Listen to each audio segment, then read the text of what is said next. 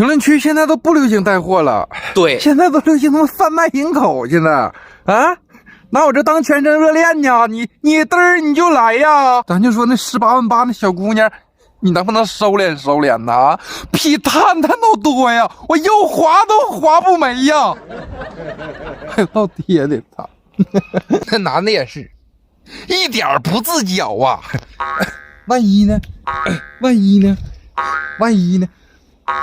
万一我告诉你，就我活的一天千万分之一都轮不到你，听没听到？就你们长那样，哪有我呀？还有那男的露腹肌的，这长，你搁那显摆啥呢？你拿我这当伤黑呢？尤其那微胖溜子络腮胡那个消失啊，听没听到？再看着我整死你，听没听着？对，还有个叫什么奢侈品修复，你给我评论区打广告帖子我都不知，你上我直播间打啥去啊？啊？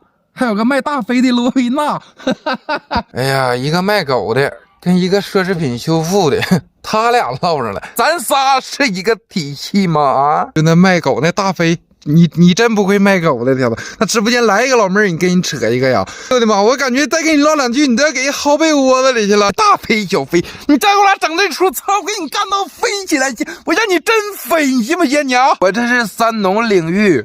服务于城吧老，你说你们都过来干啥？哎呀，反正也是偷乐去吧，丧葬一条龙的没来呢。